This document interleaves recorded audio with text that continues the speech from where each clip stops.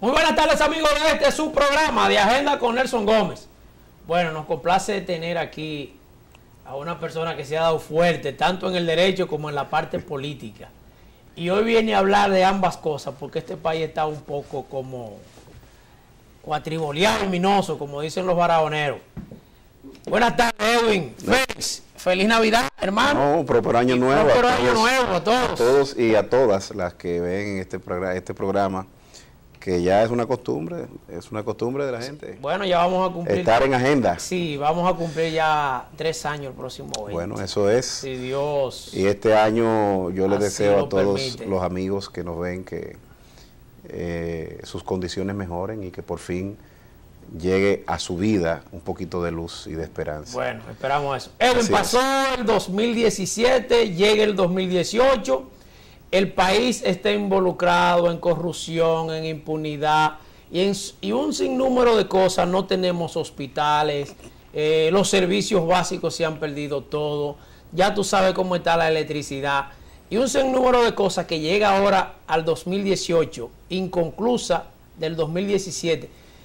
¿Qué va a pasar en la República Dominicana a partir de ahora? Bueno, definitivamente el gran reto que tienen los gobiernos de América Latina y en el caso particular de República Dominicana es invertir el presupuesto en lo que realmente debe invertirlo. Y yo digo esto porque fíjate que si miramos históricamente este gobierno y los que le han sucedido, han sido los gobiernos que más presupuesto han manejado, más números han manejado. Y el nivel de inversión no es proporcional a la cantidad de recursos que manejan los gobiernos con relación a lo que ellos han destinado en presupuesto. Cuando tú haces un análisis y ves lo que hay en presupuesto versus lo que hay invertido, las ejecutorias, no se corresponden con lo presupuestado. Y hay una ley de presupuesto que se supone que se aprueba precisamente para velar de que esos presupuestos sean destinados directamente a las partidas donde fueron concebidas, que no es el caso de República Dominicana en los últimos años. Tenemos un déficit presupuestario ya para el 2018 de unos 135 mil millones de pesos. Además, el 51.5% va a la deuda pública. ¿Qué puede pasar en un país como este, donde ya su presupuesto hacia el 2018 está comprometido? Bueno, imagínate que tú en tu casa, cada vez que haya que comprar algo, lo que haces es que pasas la tarjeta. Tú sabes que eso es dinero que está ahí. Sí. Y el banco, si te has manejado bien con la tarjeta, te va a decir, no hay problema, dale para allá.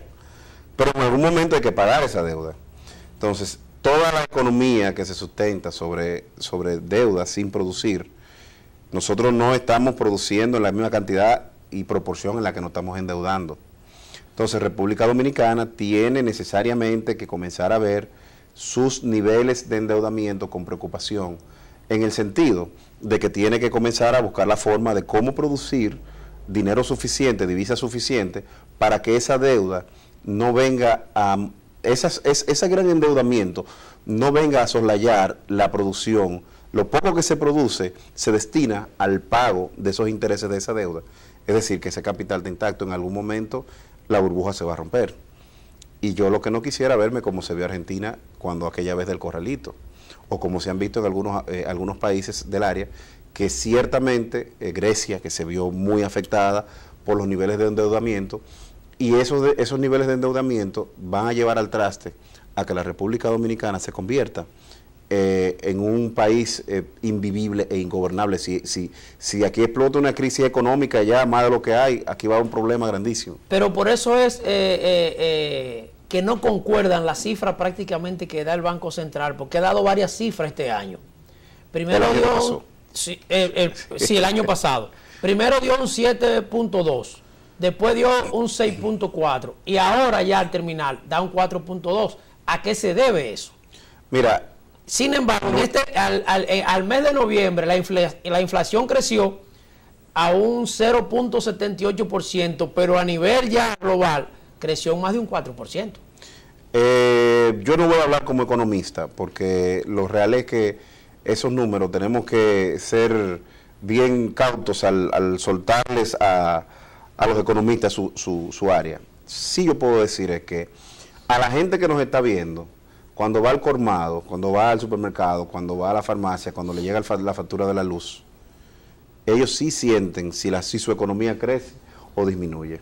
Eso quiere decir que necesariamente hay que enfocar el nivel del gasto, la inversión del gasto, en que se traduzca a la mejoría de la calidad de vida en la gente. Porque la gente no está viviendo con calidad. La gente está trabajando más. Hay algo. Fíjate que aquí se trabaja hasta los domingos y días feriados. Sí. Pero se supone que en proporción debería eso retribuirse al nivel de calidad de vida de cada quien. Pero cada quien no está viviendo mejor. Se está trabajando más. O sea, ese 4%... Se está trabajando más, pero no se está sintiendo. Perfecto. Ese 4%, 5% que dice el Banco Central, que hemos crecido en economía, no se está mirando, no se está reflejando hacia la clase más baja no ha sido de la proporcional. población. No ha sido proporcional. No ha sido proporcional. ¿A qué se debe eso? Bueno, es que lo que es básico, eso es básico. Tenemos que producir para poder endeudarnos o para poder mostrar estabilidad. Hay que producir, al Estado debe entrarle dinero, que no sea nada más el de los impuestos. El gobierno debe ser creativo y buscar otras formas de que a él le genere dinero, que no sea solamente imponiendo impuestos. Porque al final los impuestos subsidian una parte de la deuda, pero lo que va realmente a poder ayudar a que el Estado se mantenga a flote es la producción.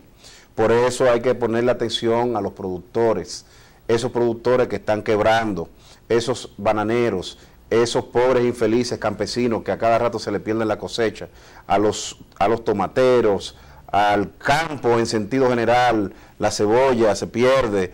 ¿Dónde está el agua? ¿Dónde están los permisos? ¿Quién está manejando eso? ¿Con qué criterios se están otorgando esos permisos? Es lo que yo quiero significar. El país puede avanzar. ¿Cómo tú ves en estos precisos momentos, cómo tú ves la situación en sentido global, en sentido general a nivel de los campos de este país? En cuanto, primero, agricultura, que es el modo vivendi de cada uno de los campesinos que están en esos pueblos. Mira, la realidad del campo solamente la puede decir el campesino. Nosotros solamente podemos decir, sorpresa, entonces. Nosotros podemos decir que el campo está mal, pero qué tan mal está el campo solamente lo puede decir el campesino. Ese campesino que se levanta a las 5 de la mañana, que sale con el sudor de su frente a poner la tierra a parir, y que luego que tiene su cosecha, ¿qué hago con ella? Se pierde. Porque si no aparece uno que ahorca para que cuando se estén casi pudriendo los frutos, entonces darle 3 centavos y comprársela. Te voy a poner el ejemplo mío. Hace 3 años yo hice una gran producción de lechosa y hice una gran producción de ají.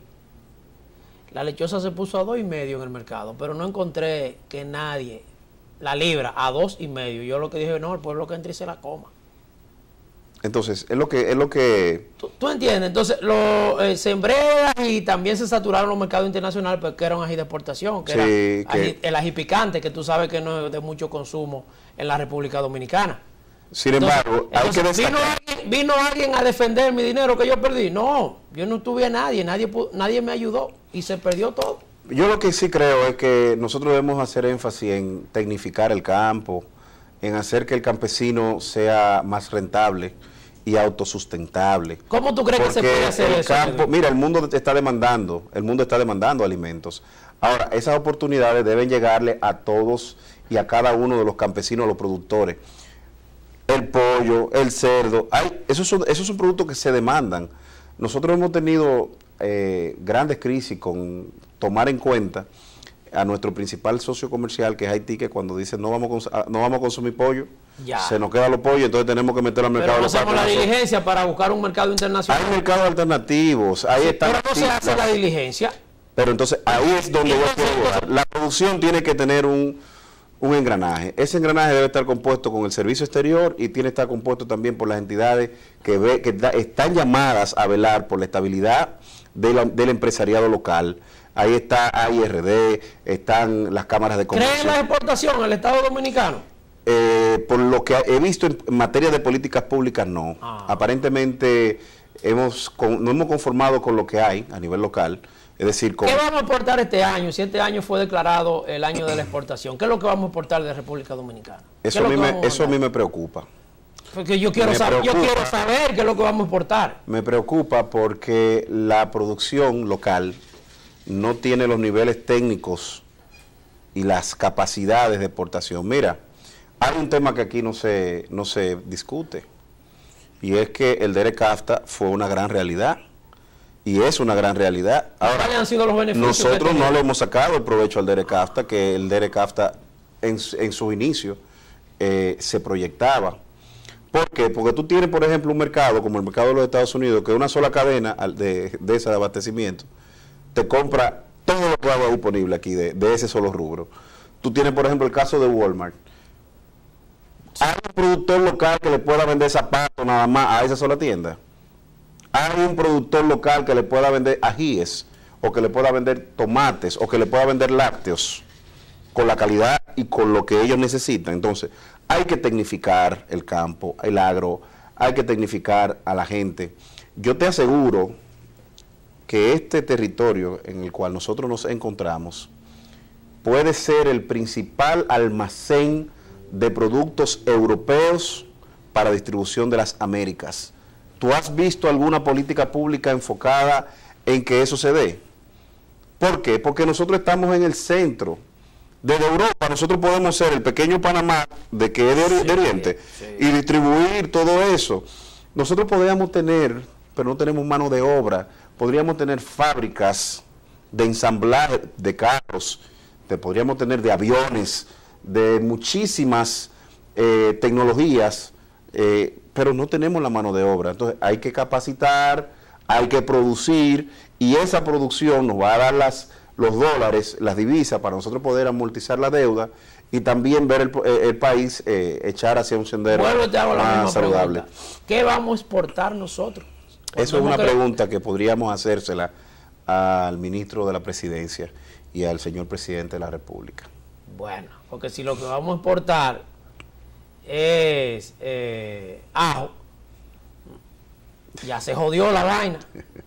Ya se jodió la vaina. No, pero yo creo que este año hay que ver. Aquí hay un importador de ajo, y lo que se podía exportar de la República Dominicana, de 22,000 tareas que se sembraban, nada más se están sembrando 4,000. Bueno. Porque todo el ajo lo están trayendo.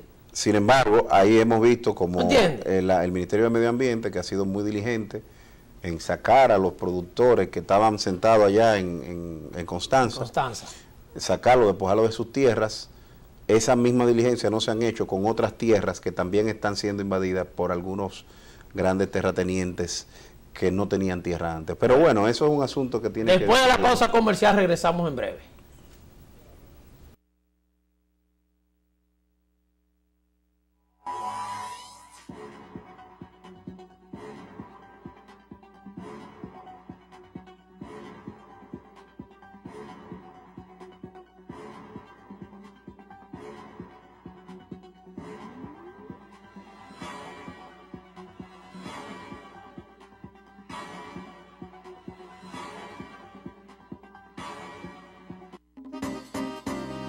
Estas navidades van a ser muy buenas. Celebrar bien suavecito, con paz y conciencia.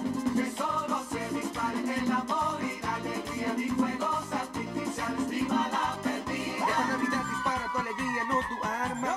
Si los fuegos artificiales ni reales, evita ponerle luto a la alegría. Celebra la Navidad, celebra la vida. Esta Navidad es buena, esta Navidad es buena. Feliz Navidad. Ministerio de Interior y Policía.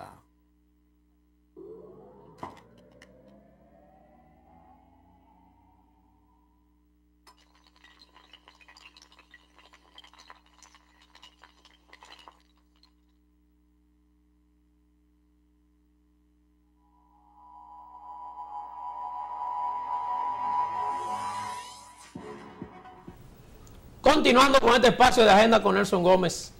Está con nosotros aquí Edwin Félix, siempre haciendo su gran exposición.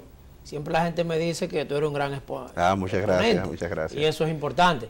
Señor director, usted tiene un resumen ahí que Edwin trajo, resumen de las Américas, le podemos decir. Voy a decir que es un resumen de América Sí, Latina. el resumen, yo creo un resumen que de América Latina. el año pasado nos deja grandes experiencias a nivel político. La más importante, Ahí vemos cuando Ok. Cuba, esto fue una pelea diplomática, cuando el gobierno de los Estados Unidos acusó a Cuba de que le estaba haciendo una campaña sónica a sus funcionarios.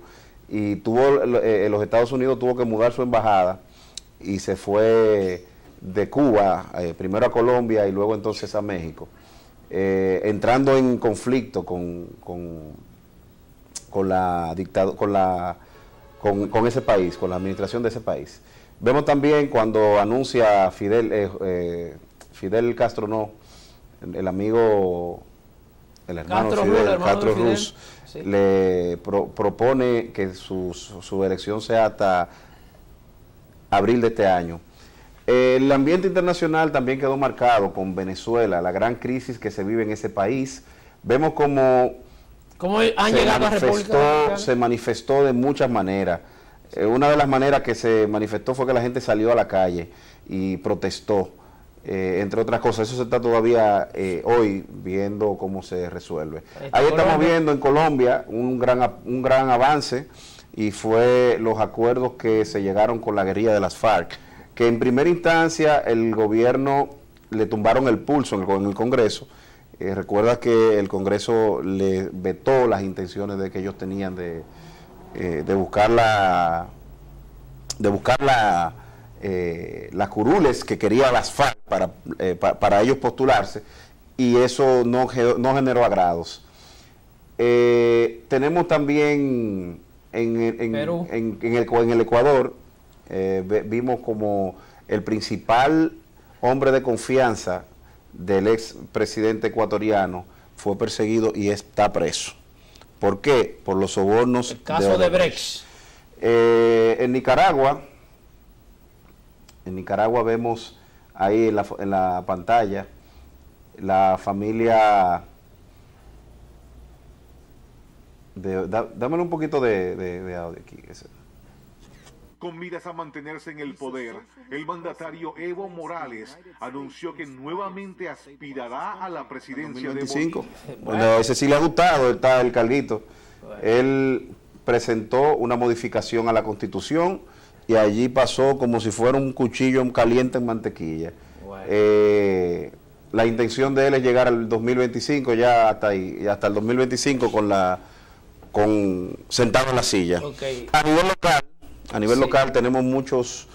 Pero antes de muchos empezar temas el que nivel podemos local, exhibir. antes de empezar el nivel local, señor director, usted tiene una imagen que yo le di ahí de un centro de diagnóstico. Mire a ver si me la puede poner ahí. Míralo ahí.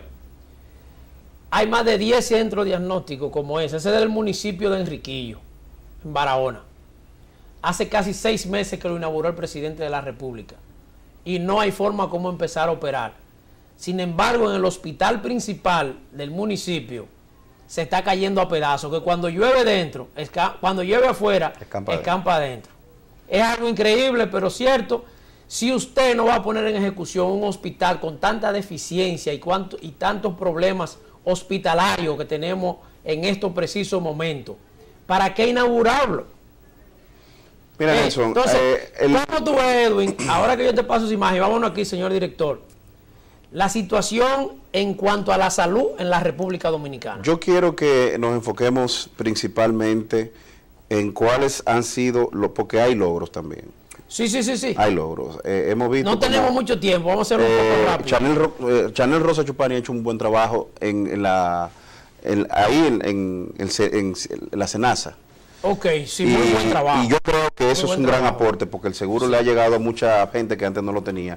Sin embargo, en los hospitales la calidad del servicio ha disminuido, y es un asunto que hay que ponerle atención. Hay más de 50 hospitales. Este con año se servicio. caracterizó por una lucha entre la autoridad, que fue la ministra, Sí. y el saliente director, presidente del Colegio de Abogados, Waldo Ariel Suero. Waldo Ariel Suero.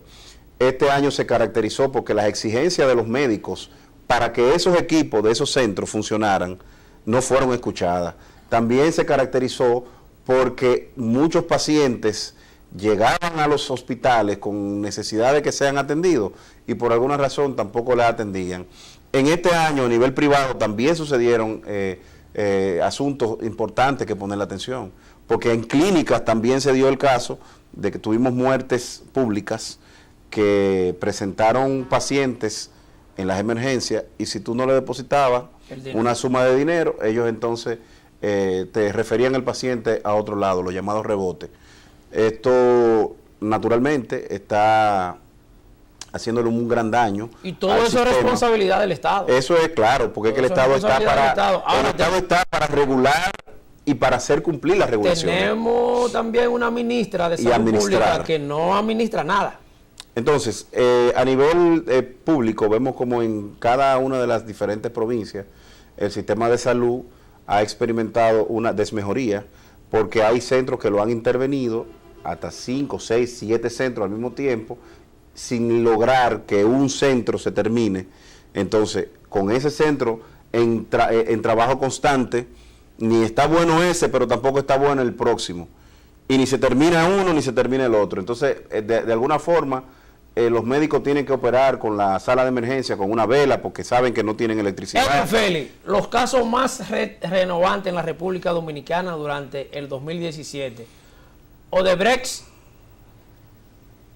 y el metro de Diandino Peña. ¿Qué piensa Edwin Félix del caso de Brecht? De ese caso de Brecht primero, y después, ¿qué tú piensas de lo que pasó en el metro, donde Diandino Peña tenía como 20 compañías que le compraba todo lo que se vendía? Mira, hay una periodista que hizo una denuncia y a través de ese programa se dieron a relucir algunas realidades. El Ministerio Público está investigando esas supuestas anomalías. Y yo digo que está investigando, y digo supuestamente, porque la torre donde la destitución del ministro de Diandino fue al día siguiente. Sin embargo, a nivel del Ministerio Público no hemos visto ni una declaración pública respecto a ese caso. Esperemos que este año podamos tener por lo menos el inicio de una solicitud de medida de coerción o algo por el estilo. El caso de Odebrecht.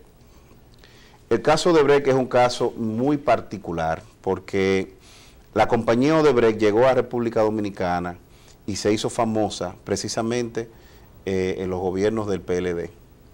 Y es en esa administración donde se han tenido los mayores contratos durante la gestión de algunos ministros vinculados a este partido de gobierno, es que se han obtenido la mayoría de los grandes contratos. Sin embargo, quienes han sido imputados hasta esta etapa del caso, porque vamos a hablar de esta etapa, ¿no? Sí. Estamos hablando judicialmente. Judicialmente, sí. Quienes han sido imputados en esta etapa han sido personas en las cuales ellos han encontrado, el Ministerio Público ha encontrado méritos para solicitar una medida de coerción. Hemos visto como esas personas que fueron sindicadas y ese sometimiento tiene vicios tan graves como el de que le pasó a Roberto Rodríguez, que un depósito de 50,000 pesos le subieron 2 ceros y decía que eran 500,000, y eso estuvo ahí en una certificación que presentó el abogado de esa defensa, y presentó esa certificación que dio el banco, y el banco tiene que decir lo que hay. Obligatoriamente. Entonces, es su responsabilidad. Vemos también como con curiosidad el abogado que sirvió de notario en una de las actuaciones procesales de uno de los contratos está siendo sometido, cosa sin precedentes en la historia de la República Dominicana, porque por primera vez... Pero esas cosas se están haciendo para tapar algunas anomalías o alguna gente que son del propio Estado Dominicano. Yo hablé en principio de que era la primera fase del proceso, y dije esto porque estamos conscientes de que viene una segunda fase. Sí. Porque hay presiones internacionales. En Brasil ese caso se ha llevado a prácticamente medio gobierno. En Argentina hemos visto como hasta la misma expresidenta tiene problemas serios. Hemos visto como en América Latina, en Perú, en Chile, hemos visto como en cada uno de los países el presidente colombiano, Juan Manuel Santos, Dijo que admitió. Sí, lo admitió que Admitió recibió. que sí, que su campaña recibió fondos de Odebrecht, pero que él no necesariamente estaba enterado de eso. Oye, eso es dicho por un presidente, eso se llama tener valor.